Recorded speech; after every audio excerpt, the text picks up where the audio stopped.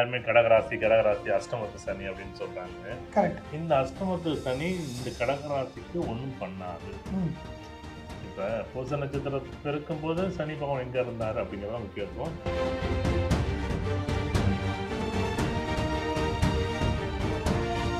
ALP ARP ரெண்டு மட்டும் தான் போகும். இது வயதுக்கான ராசி ராசி வயதுக்கான ராசி புள்ளி நகர்ந்துகிட்டே தான் இருக்கும்.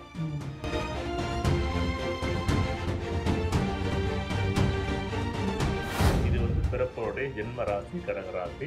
இப்போ கடகராசிக்கு நல்லாவே இருக்காது அப்படின்னு சொன்னா நீங்க ஆய்வு எடுத்து பண்ணி பாருங்களேன். இப்போ இதுக்கு வந்து சனி 7ல தான் இருக்காரு. நல்லா தான் இருக்குது.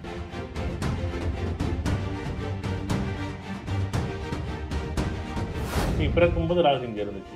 இப்ப ஜாதகருக்கு ராகு தசை 5ல இருந்து பூர்வ புண்ணியமான நிறைய தாத்தா பாட்டி சொத்து பூர்வ புண்ணியமானுக்கு இருக்கக்கூடிய நிகழ்வுகள் எல்லாம் நல்லபடியா கொடுத்துரும். இப்போ ரெண்டுங்கும் போது என்ன அப்படின்னா இது குடும்பத்தின் மூலம் வருமானத்தையும் குடும்பத்தின் மூலம் பிரச்சனைகளையும் சின்ன சின்ன சச்சரவுகளையும் கொடுக்குமே தவிர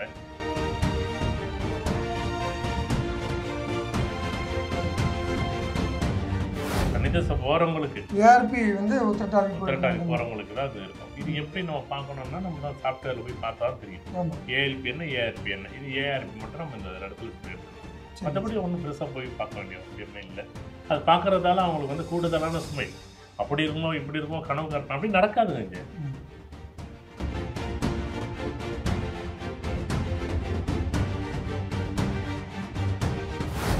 வணக்கம். நம்ம ஏற்கனவே பேசி வச்சிருந்த மாதிரி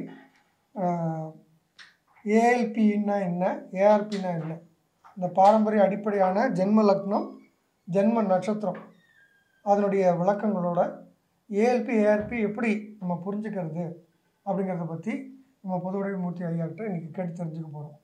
வணக்கம் சார். வணக்கம். நம்ம ஏற்கனவே பேசியிருந்தோம் ஏஎல்பின்னா என்ன ஏஆர்பின்னா என்னன்னு ஒரு சின்ன விளக்கம் சொல்கிறது தான். அதனுடைய தொடர்ச்சியாக இன்னைக்கு ஏஆர்பி மட்டுமே பார்க்கலாம். சரிங்க சார். எல்லாருமே கடகராசி கடகராசி அஷ்டமத்து சனி அப்படின்னு சொல்கிறாங்க. கரெக்ட். இந்த அஷ்டமத்து சனி இந்த கடகராசிக்கு ஒன்றும் பண்ணாது. இப்போ பூச நட்சத்திரம் பெருக்கும் போது சனி பகவான் எங்கே இருந்தார் அப்படிங்கிறதான் முக்கியத்துவம். அதன் பிறகு புதன் தசை, அதுக்கு பிறகு கே தசை, இப்போ சுக்கர தசையும் வந்துட்டு இப்போ பூர நட்சத்திரம் தான் அவர் இருக்கும். பூர நட்சத்திரம் சுக்கர பயிற்சிகள் மட்டுமே பார்த்தா போதும். இதுக்கு எதுக்கு வந்து சந்திரன் பார்க்க வேண்டிய அவசியமே இல்லை. சந்திரனையும் பார்க்க, சந்திரன் கடகராசிங்கிறது ஜென்மராசி பிறப்புகளோட ஒரு பிறப்போட புள்ளி, ஒரு ஆரம்ப புள்ளின்னு சொல்றோம்ல, ஒரு தொடக்கம் பாயிண்ட். அது அங்கேயே நகர்ந்துட்டோம். அவன் அங்கேயே நீங்க வந்து கடகராசினா நீ கடகராசிலே நீங்க வந்து பூச நட்சத்திரமே சனி திசையே நடந்துகிட்டு இருந்துச்சுன்னு வச்சுக்கலாம். கரெக்ட். 320 இருந்தது. அவ்வளவுதான். இப்ப பயணத்தை அங்க தொடங்கினேன். அதுக்கு ஒரு 5 வருஷமோ 4 வருஷமோ 3 வருஷமோ வந்திருக்கும். அதுக்கு பிறகு அது முடிஞ்சிருக்கும். அடுத்து வந்து ஆயில்ய நட்சத்திரம் புதன் தசை முடிஞ்சிருக்கும். 17 வருஷம் முடிஞ்சிருக்கும். அதுக்கு பிறகு மக நட்சத்திரம் வந்திருப்பாங்க. அடுத்தது சுக்கிர ஒரு 6 வருஷம் 7 வருஷம். அதன் பிறகு வந்து பாத்தீங்க அப்படின்னா சுக்கிரதசை நடந்துகிட்டு இருக்கு. இப்போ பூர நட்சத்திரம் தான். இதுதான் ஏஆர்பி உச்சய ராசிங்கிறது. இதுதான் இந்த இடத்துக்கு இப்போ உங்களுக்கு சுக்கிரனை மட்டும் பார்த்தா போதும். இந்த சுக்கிர தசைங்கிறது ஒரு சுக்கிரனை மட்டும் பார்த்தா போதும். பயிற்சிகள் நீங்க சனி பகவானையோ குரு பகவானையோ ராகு பகவானையோ அவசியமே இல்லை. எப்படி 4 பேர் பைக் ஓட்டுறாங்க, 4 பேருமா பிரேக் பிடிக்க முடியும்? கிரகங்கள் பயிற்சி ஆகிட்டே தான் இருக்க போகுது. சந்திரன்றது ஒரு கிரகம் தான். இது நீங்க அப்படி பார்த்தா போதும் அப்படின்னு சொல்லுங்க. அது ஆரம்பித்த புள்ளி மட்டும்தான் நம்ம கணக்கில் எடுத்துக்கிறோம். எப்படி நம்ம லக்கணம் நின்ற புள்ளி உதாரணமா வந்து இங்க வந்து சித்திரையில நிக்குதா, சுவாதியில நிக்குதா, இல்ல விசாகத்துல நிக்குதான்னு நம்ம பாக்குறோம்ல. அன்னையில இருந்து நம்மளுடைய லக்கணம் உடல் வளர்ச்சியை நம்ம பாக்குறோம்ல. அதே மாதிரி மன நிகழ்வுல வந்து நம்ம பார்க்கும்போது ஏஆர்பி ஏஎல்பி ஏஆர்பி ரெண்டு மட்டும் தான் போகணும். இது உடல் வயதுக்கான ராசி வயதுக்கான ராசி புள்ளி நகர்ந்துகிட்டே தான் இருக்கும். தசாபுத்தி நகருது இல்ல. இவங்க சனி தசை நடந்துகிட்டு சனி தசையை 120 வருஷம் நடந்துச்சுன்னா நீங்க பூச நட்சத்திரம் தாங்க. கரெக்டுங்க. இது நிலையா நகருதுன்றீங்க. அது வந்து அந்த மாதிரி வேகமா நகரல. இது 3 கட்டம் நகர்ந்துருச்சு. அது 2 தான் நகர்ந்துருக்கு. இதனோட தன்மை என்ன அப்படின்னா இப்போ வந்து இது ஒரு திடப்பொருள், இது ஒரு பருப்பொருள் நம்ம சொல்லுவோம். இந்த நிகழ்வு வந்து என்ன அப்படின்னா உடல். இது வந்து இப்போ வந்து நான் வந்து உங்க வீட்டுக்கு வர்றேன் அப்படின்னு வந்தா தானே ஒரு 17 கிலோமீட்டருக்கு போறவர்ல இருந்து பேசிக்கலா நகர்றது ஒரு குறிப்பிட்ட அலைவரிசைலாம் நகரும். இது அப்படி கிடையாது. இப்ப மனசுல நினைச்சேன்னா நான் செவ்வாய் கிரகத்துக்கு போயிட்டு வந்துட முடியும். சடனா என்ன பண்ணும், ஒரு வேகத்துல குறிப்பிட்ட வேகத்துல போயிட்டு வந்துடும். அது என்னன்னா ரொம்ப ஹை ஸ்பீடா போகும். இதனுடைய தன்மைகள் என்பது அதனுடைய தசா வருடங்களுக்கு தகுந்த மாதிரி தான் இது நகர்வுத்தன்மை இருக்குமே தவிர இது இந்த சந்திரனுடைய நிலை ஒரே சீரா இருக்கிறது. இந்த மனதோட நிலை வந்து ஒரே சீரா இருக்காது. சடனா போகும், ஒரே 4 வருஷம் 5 வருஷம் அங்கேயே நின்றுக்கும், 2 வருஷம் அங்கேயே இருக்கும். மனசுல ஏதோ ஒரு பிடிக்காத மாதிரி இருக்குங்க அப்படின்னு சொல்லிக்கிட்டே இருப்போம். 10 வருஷம் சொல்லிக்கிட்டு இருப்போம், 20 வருஷம் சொல்லிக்கிட்டு இருப்போம். இந்த சுக்கரம் நல்லா இல்லைன்னு வச்சுங்களேன், எப்படி இருக்குங்கிறீங்க? அது மாதிரி இருக்காது. அதை விட்டு இது வந்து ஒரே சீராகவும் இது வந்து தசாபதியோட அடிப்படையில தான் இதனுடைய நகர்வுத்தன்மை இருக்கும். இது வந்து பிறப்போடைய ஜென்ம ராசி கடகராசி. இப்ப கடகராசிக்கு நல்லாவே இருக்காது அப்படின்னு சொன்னா நீங்க ஆய்வு எடுத்து பண்ணி பாருங்களேன். இப்ப இதுக்கு வந்து சனி 7ல தான் இருக்காரு, நல்லா தான் இருக்குது. அந்த சனிக்கும் இவருக்கும் தொடர்பும் இல்ல. சூப்பரா இருக்கும். ஏன்னா சனி பகவானும் சந்திர சுக்கிர பகவானும் என்ன சம்பந்தம்? சந்திரனுக்கு சனி 8ல இருக்குங்கிறது கரெக்ட். அது வந்து ஒரு பாவகத்தோட தன்மையில குறிக்கக்கூடியது. இப்ப ஏதாவது உதாரணமா சார் 8ஆம் வீட்டோட நிகழ்வுகள், இப்ப இதுலயுமே நமக்கு வந்து சனியை பார்க்க வேண்டிய அவசியமே இல்லை. இங்கேயும் மூல நட்சத்திரம் தான் இருக்க போது, இங்கேயும் வந்து போராட நட்சத்திரம் தான் இருக்க போது, இங்க உத்திராட நட்சத்திரம் அங்கேயும் சனியை பார்க்க வேண்டிய அவசியம் இல்லை, வரல. சப்போஸ் இது வந்து ஏஎல்பில இங்க இருந்துச்சுன்னா, பூச நட்சத்திரம் இருந்துச்சுன்னா, ஆமா சார் அஷ்டமத்துல சனி வந்து 4 வருஷம் 5 மாதம் 10 நாளைக்கு அந்த குறிப்பிட்ட 2.5 வருஷ காலங்கள் ஒரு உடல் ரீதியான ஒரு பயத்தை ஏற்படுத்தும், மரணத்திற்கு ஒப்பான நிகழ்வுகளை ஏற்படுத்தும். அது சரியான விஷயம். இந்த இடத்துல ஏஎல்பி இருந்தா, ஏஎல்பி இல்லையே, இங்க வந்து சந்திரன் மட்டும் தானே இருக்கு. அங்க இப்ப இருக்கும்போது இருந்துச்சு, இன்னைக்கு இல்லையே. சரிங்க, இன்னொரு கேள்வி. இப்போ சுக்கிரதசை நடந்தாலே பூர நட்சத்திரம் தானா? அப்படி கிடையாது. அது சப்போஸ் இந்த இந்த சந்திரனுக்கு பக்கத்துல வரக்கூடிய முதல் சுக்கிரனுடைய நட்சத்திரம் யார் அப்படின்னா பூர நட்சத்திரம். அது மட்டும் பார்த்தா போதும், சுக்கிரன் என்ற நிலையை பார்த்தா போதும். உதாரணமா இந்த பூர நட்சத்திரம் சுக்கிரன் என்ற நிலையை பார்க்கறது அது அதுக்கு மேல உள்ள விஷயங்கள். ஆனா வந்து சந்திரனுக்கு மிக அடுத்த வரக்கூடிய நட்சத்திரங்கள், இப்போ உதாரணமா இதுக்கு முன்னாடி வந்து மக நட்சத்திரம் போயிருக்கும், அப்போ கேது தசை நடந்திருக்கும். கேது தசை நடக்கும்போது முன்னாடி ஆயில் நடந்திருக்கும், அப்போ புதன் தசை. அவ்வளவுதான். சந்திரனுக்கு அடுத்தடுத்து வரக்கூடிய நட்சத்திரங்கள், அந்த சந்திரன் என்ற நட்சத்திரத்திலேருந்து அடுத்தடுத்து வரக்கூடிய நட்சத்திரங்கள் தான் ஏஆர்பி. அதான் நம்ம ராசிக்கிறதுக்கு கீழே வந்து தசாபதிகளுக்கு வந்து ஏஎல்பி ஏஆர்பின்னு போட்டிருப்போம். அது சாஃப்ட்வேர்ல பார்த்தாலே ஈஸியா தெரிஞ்சுக்கலாம், ஜோதிடர்களுக்கு ஈஸியா புரியும். ஏன்னா தசா வந்து என்ன தசா, சுக்கிர தசையா, அப்ப பூர நட்சத்திரம் தான் அப்படின்னு நம்ம ஈஸியா கண்டுபிடிச்சோம். அப்ப ஏஆர்பிங்கிற அச்சய ராசிங்கிறது என்ன அப்படின்னா சிம்மம் தான். அப்ப நீ கடகத்தை பார்க்க வேண்டிய அவசியம் இல்லை, பார்க்காதீங்க. ஓகே, இப்போ சாஃப்ட்வேர்ல கட்டம் இருக்கும், ஹோரான்னு இருக்கும், அதுக்கு கீழே ஒரு டேப்லெட் காலம் மாதிரி இருக்கு, ஏஎல்பின்னு இருக்கும், அதுக்கு கீழே நெக்ஸ்டா இருக்கிறது ஏஆர்பின்னு இருக்குது.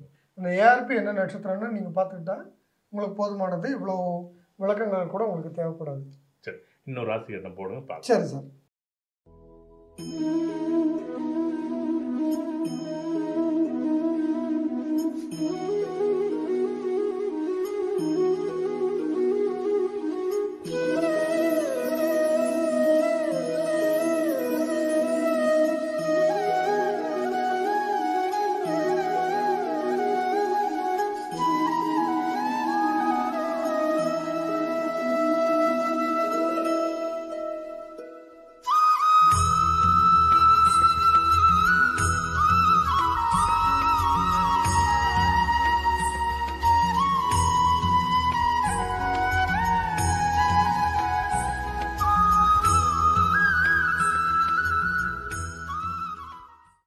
இன்னொரு உதாரண ஜாதகம் ஏஆர்பி எப்படி ஒர்க் ஆகுதுன்றதை நம்ம தெரிஞ்சுக்க போகிறப்போ.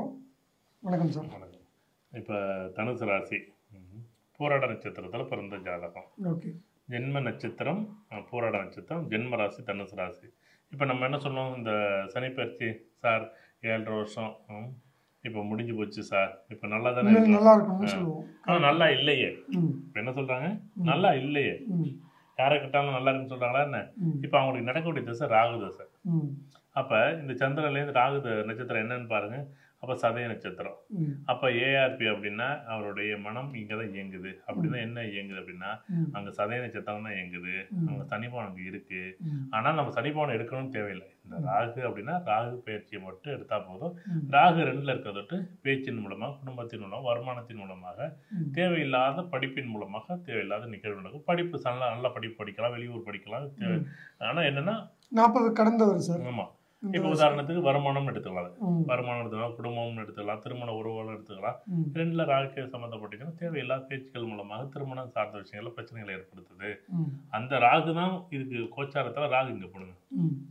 கோச்சாரத்துல இந்த ராகு பவன் இந்த வெளியில போட்டிருக்கும் கோச்சார ராகு கோச்சார கேது போட்டிருக்கு. அப்ப இது என்ன ஏன் பார்க்குறோம்னா சதய நட்சத்திரம் ராகுவோட நட்சத்திரங்கிறனால மட்டும் அதனுடைய கிரகங்களை மட்டுமே பார்க்குறோம்.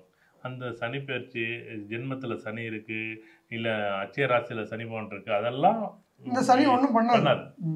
அதுக்கு பொறுப்பானவர் யார் அப்படின்னா ராகு பகவான் தான். நீங்க ஜனன காலத்துல உள்ள ராகு பகவானை நீங்க இருக்கணும் சார். உதாரணம் ஜனன காலத்துல ராகு வந்து உதாரணம் 5ல் போடுங்க, 4ல் போடுங்க, ஏதாச்சும் ராகு ஏதோ ஒரு இடத்துல போடுங்க. லக்னம் சந்திரா லக்னத்துக்கு இது இங்க கேது போட்டுருக்கு. நீங்க பிறக்கும்போது ராகு இங்க இருந்துச்சு.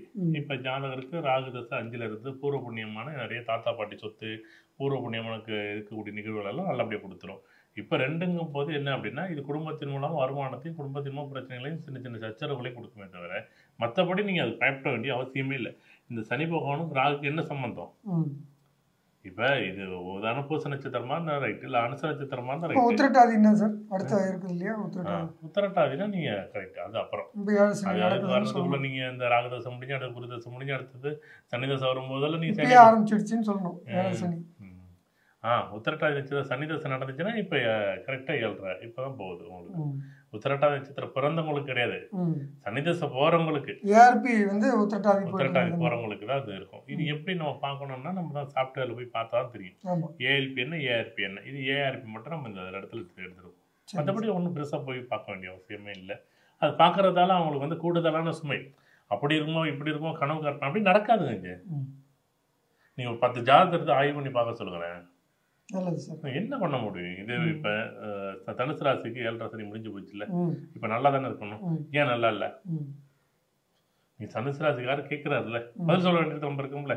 எங்க தனுசு ராசிக்கு அது பொதுவாகவே போன 2.5 வருஷம் உங்க ஜனன காலகாரங்க நிற்கிறாங்க நல்லா இல்ல.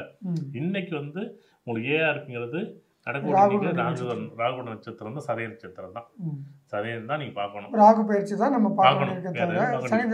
சனியினுடைய பயிற்சிக்கு இவருக்கும் சம்பந்தமே இல்லை.